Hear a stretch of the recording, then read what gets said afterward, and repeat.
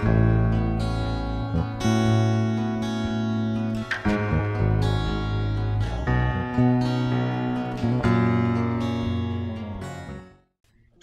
kasih Kristus menyertai kita.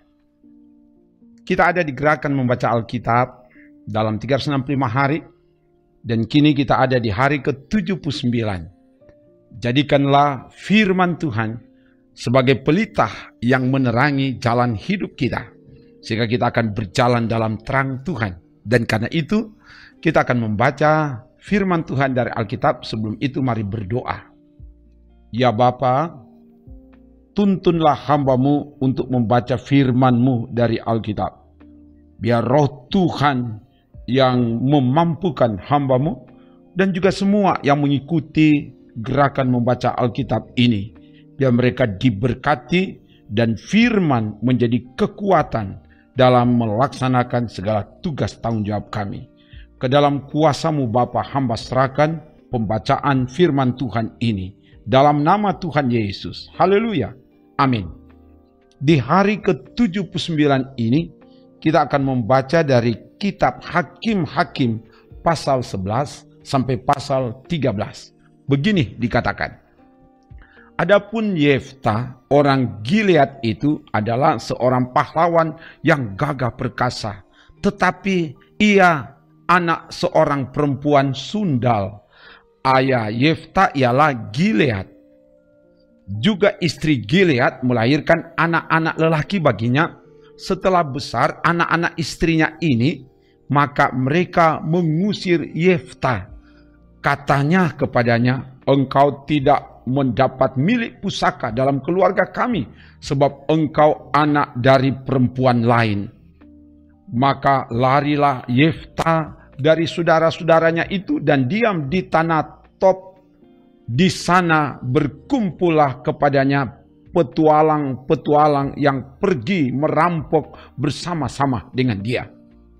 Beberapa waktu kemudian Bani Amon berperang melawan orang Israel. Dan ketika Bani Amon itu berperang melawan orang Israel, pergilah para tua-tua Gilead menjemput Yefta dari tanah Top. Kata mereka kepada Yefta, mari jadilah panglima kami dan biarlah kita berperang melawan Bani Amon. Tetapi kata Yefta kepada para tua-tua Gilead itu, bukankah kamu sendiri membenci aku dan mengusir aku dari keluargaku? Mengapa kamu datang sekarang kepadaku pada waktu kamu terdesak? Kemudian berkatalah para tua-tua Gilead kepada Yefta, memang kami datang kembali sekarang kepadamu.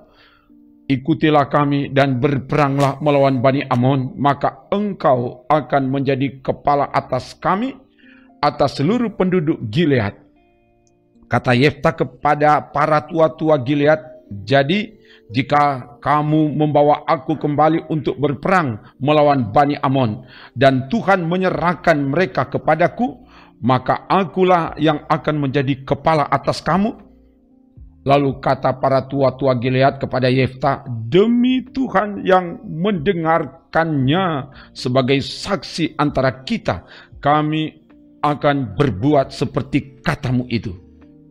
Maka Yefta ikut dengan para tua-tua Gilead, lalu bangsa itu mengangkat dia menjadi kepala dan panglima mereka. Tetapi Yefta membawa seluruh perkaranya itu ke hadapan Tuhan di Mizpah. Kemudian Yefta mengirim utusan kepada Raja Bani Amon dengan pesan, apakah urusanmu dengan aku sehingga engkau mendatangi aku untuk memerangi negeriku? Jawab Raja Bani Amon kepada utusan Yefta, orang Israel ketika berjalan keluar dari Mesir telah merampas tanahku dari sungai Arnon sampai ke sungai Yabok dan sampai ke sungai Yordan. Maka sekarang kembalikanlah semuanya itu dengan jalan damai. Lalu Yefta mengirim pula utusan kepada Raja Bani Amon dengan pesan, beginilah kata Yefta, orang Israel tidak merampas tanah orang Moab atau tanah Bani Amon. Sebab ketika berjalan keluar dari Mesir, orang Israel melalui padang gurun sampai ke Laut Teberau dan tiba di Kades. Ketika itu orang Israel mengirim utusan kepada raja negeri Edom dengan permintaan, "Izinkanlah kiranya kami berjalan melalui negerimu ini." Tetapi raja negeri Edom tidak mau mendengar. Mereka mengirim juga utusan kepada raja negeri Moab, tetapi raja ini menolak. Maka orang Israel tinggal di Kades. Kemudian mereka berjalan melalui padang gurun, menempuh jalan keliling tanah Edom dan tanah Moab, lalu sampai ke sebelah timur tanah Moab. Maka berkemalah mereka di seberang sungai Arnon dengan tidak masuk daerah Moab, sebab sungai Arnon itulah batas daerah Moab.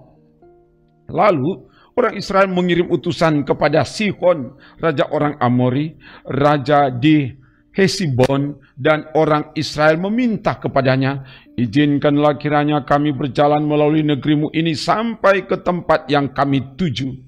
Tetapi Sihon tidak percaya kepada orang Israel yang hendak berjalan melalui daerahnya itu. Maka dikumpulkannyalah seluruh rakyatnya. Ia berkemah di Yahas, lalu berperang melawan orang Israel.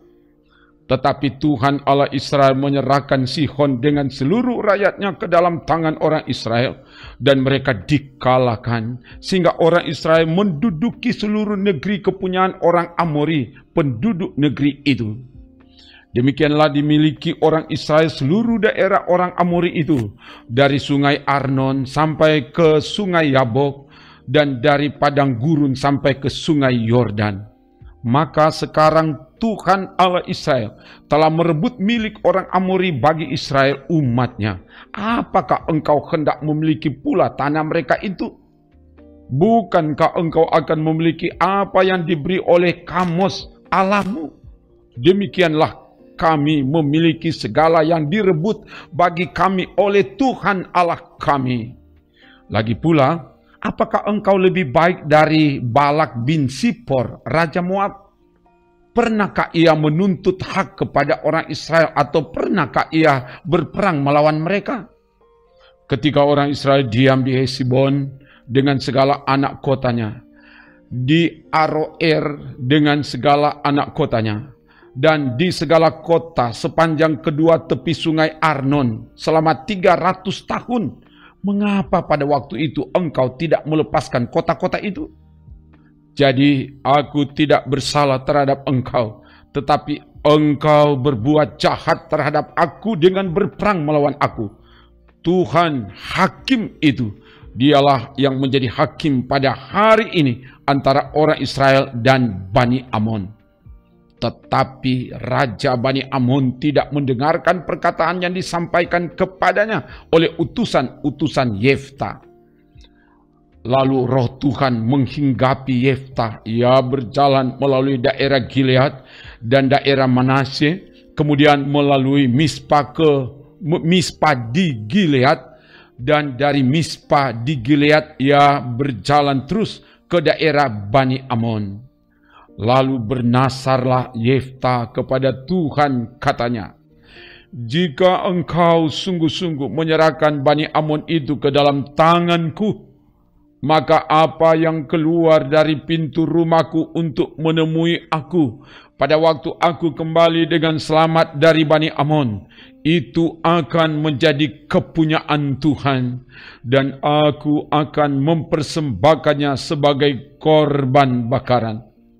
Kemudian Yefta berjalan terus untuk berperang melawan Bani Amon, dan Tuhan menyerahkan mereka ke dalam tangannya.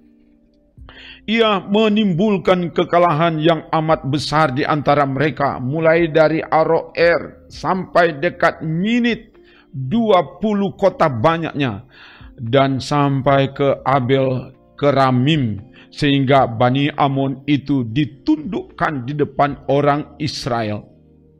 Ketika Yefta pulang ke Mispa, ke rumahnya, tampaklah anaknya perempuan keluar menyongsong dia dengan memukul rebana serta menari-nari. Dialah anaknya yang tunggal. Selain dari dia tidak ada anaknya laki-laki atau perempuan. Demi dilihatnya dia, dikoyakkannya lah bajunya sambil berkata, "Ah, anakku. Engkau membuat hatiku hancur luluh, dan Engkaulah yang mencelakakan aku. Aku telah membuka mulutku bernasar kepada Tuhan, dan tidak dapat aku mundur.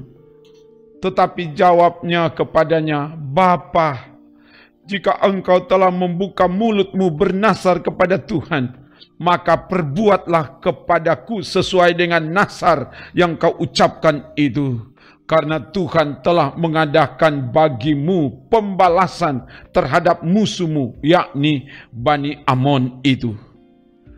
Lagi katanya kepada ayahnya, hanya izinkanlah aku melakukan hal ini.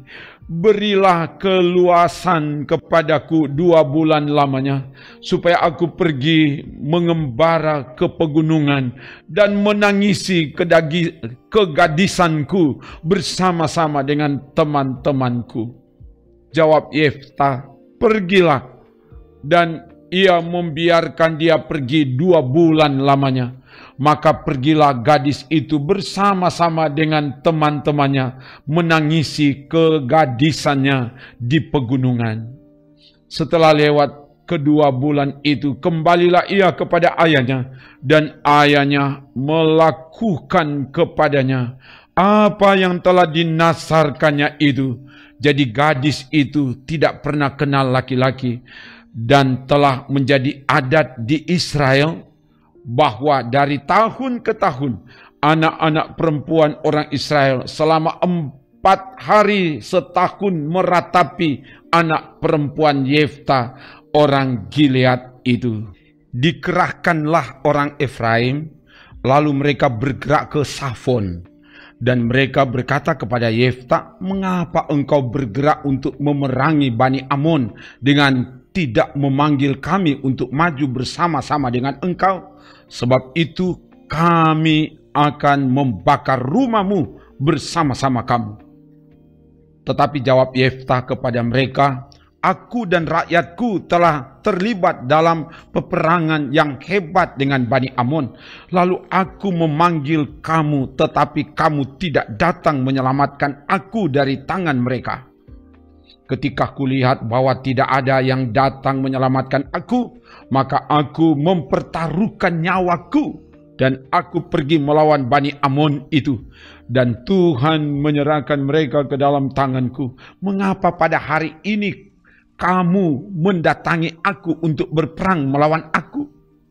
Kemudian Yeftah mengumpulkan semua orang Gilead, lalu mereka berperang melawan suku Efraim. Dan orang-orang Gilead mengalahkan suku Efraim itu, sebab orang-orang itu mengatakan, kamulah orang-orang yang telah lari dari suku Efraim. Kaum Gilead itu ada di tengah-tengah suku Efraim dan suku Manasye. Untuk menghadapi suku Efraim itu, maka orang Gilead menduduki tempat-tempat penyeberangan sungai Yordan. Apabila dari suku Efraim ada yang lari dan berkata, biarkanlah aku menyeberang, maka orang Gilead berkata kepadanya, orang Efraimkah engkau? Dan jika ia menjawab bukan, maka mereka berkata kepadanya, coba katakan dahulu Sibolet. Jika ia berkata Sibolet, jadi tidak dapat mengucapkannya dengan tepat, maka mereka menangkap dia dan menyembelihnya dekat tempat-tempat penyeberangan sungai Yordan itu. Pada waktu itu tewaslah dari suku Efraim 42.000 orang. Yeftah memerintah sebagai hakim atas orang Israel 6 tahun lamanya.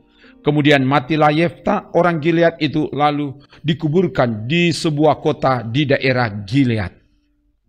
Sesudah dia, maka Ebsan dari Bethlehem memerintah sebagai hakim atas orang Israel. Ia mempunyai 30 anak laki-laki, 30 anaknya perempuan dikawinkannya ke luar kaumnya, dan 30 anak perempuan diambilnya dari luar kaumnya untuk anak-anaknya lelaki itu. Ia memerintah atas orang Israel 7 tahun lamanya. Kemudian matilah Ebsan, lalu dikuburkan di Bethlehem. Sesudah dia, maka Elon orang Sebulon memerintah sebagai hakim atas orang Israel. Ia memerintah atas orang Israel 10 tahun lamanya. Kemudian matilah Elon, orang Sebulon itu, lalu dikuburkan di Ayalon, di tanah Sebulon. Sesudah dia, maka Abdon bin Hilel, orang Piraton, memerintah sebagai hakim atas orang Israel. Ia mempunyai 40 anak laki-laki dan 30 cucu laki-laki yang mengendarai 70 ekor keledai jantan. Ia memerintah atas orang Israel 8 tahun lamanya. Kemudian matilah Abdon bin Hilel, orang Piraton itu, lalu dikuburkan di Piraton, di tanah Efraim, di pegunungan orang Amalek. Orang Israel melakukan pula apa yang jahat di mata Tuhan. Sebab itu Tuhan menyerahkan mereka ke dalam tangan orang Filistin 40 tahun lamanya. Pada waktu itu ada seorang dari Sora, dari keturunan orang Dan, namanya Manoah, istrinya mandul, tidak beranak. Dan malaikat Tuhan menampakkan diri kepada perempuan itu dan berfirman kepadanya, demikian, memang engkau mandul, tidak beranak, tetapi engkau akan mengandung dan melahirkan seorang anak laki-laki. Oleh sebab itu, peliharalah dirimu, jangan minum anggur atau minuman yang memabukkan, dan jangan makan sesuatu yang haram. Sebab engkau akan mengandung dan melahirkan seorang anak laki-laki.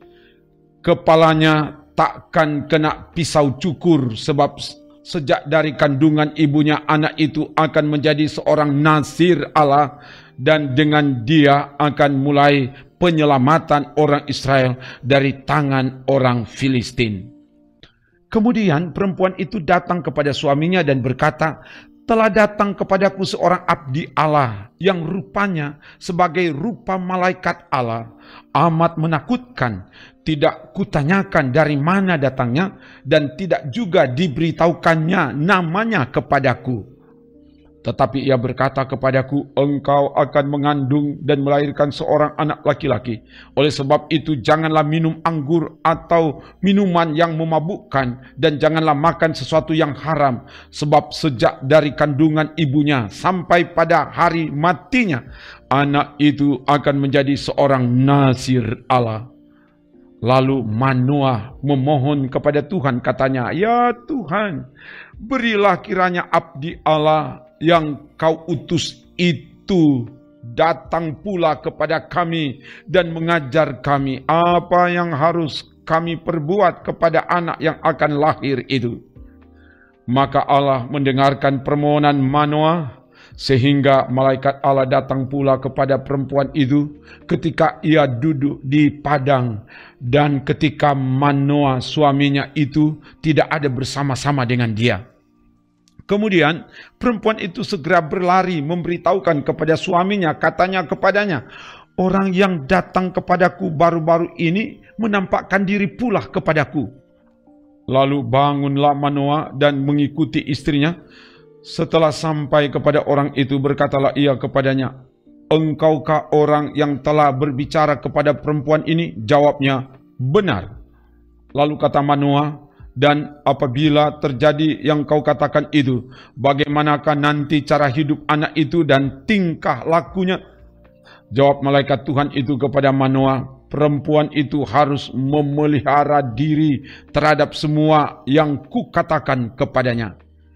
Janganlah ia makan sesuatu yang berasal dari pohon anggur. Anggur atau minuman yang memabukkan tidak boleh diminumnya, dan sesuatu yang haram tidak boleh dimakannya. Ia harus berpegang pada segala yang kuperintahkan kepadanya. Kata Manoah kepada malaikat Tuhan itu, perkenankanlah kami menahan engkau di sini, supaya kami mengolah anak kambing bagimu. Tetapi jawab malaikat Tuhan itu kepada Manoah, sekalipun engkau menahan aku di sini, hidanganmu itu tidak akan kumakan. Tetapi jika engkau hendak mengolahnya menjadi korban bakaran, persembahkanlah itu kepada Tuhan. Sebab Manoah tidak mengetahui bahwa dia itu malaikat Tuhan. Kemudian berkatalah Manoah kepada malaikat Tuhan itu, "Siapakah namamu? Sebab apabila terjadi yang kau katakan itu, maka kami hendak memuliakan engkau." Tetapi jawab malaikat Tuhan itu kepadanya, "Mengapa engkau juga menanyakan namaku? Bukankah nama itu ajaib?" Sesudah itu Manoah mengambil seekor anak kambing dan korban sajian, lalu mempersembahkannya kepada Tuhan di atas batu. Lalu diperbuatnya keajaiban sementara Manoah dan istrinya memandanginya. Sedang nyala api itu naik ke langit dari mezbah, maka naiklah malaikat Tuhan dalam nyala api mezbah itu. Ketika Manoah dan istrinya melihat hal ini, sujudlah mereka dengan mukanya sampai ke tanah. Sejak itu malaikat Tuhan tidak lagi menampakkan diri kepada Manoah dan istrinya. Maka taulah Manoah bahwa dia itu malaikat Tuhan. Berkatalah Manoah kepada istrinya, "Kita pasti mati, sebab kita telah melihat Allah." Tetapi jawab istrinya kepadanya, "Seandainya Tuhan hendak membunuh kita, maka tidaklah ia menerima korban bakaran dan korban sajian dari tangan kita.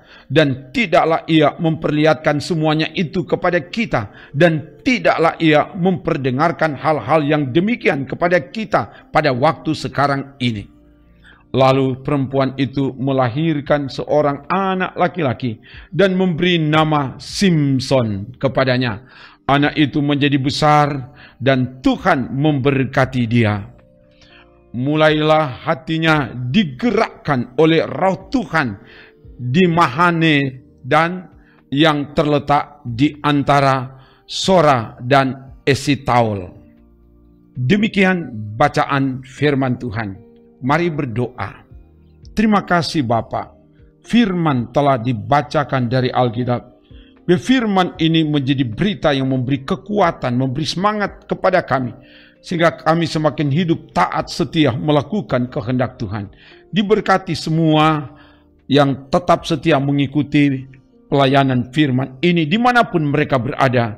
Biarlah mereka bertumbuh dari dan di dalam kebenaran firman. Terpuji namamu Bapa, dalam nama Tuhan Yesus. Haleluya. Amin.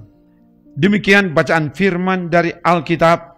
Tuhan Allah dalam Yesus Kristus, dalam tuntunan Roh Kudus, akan terus menjagai, menolong, dan memberkati saudara.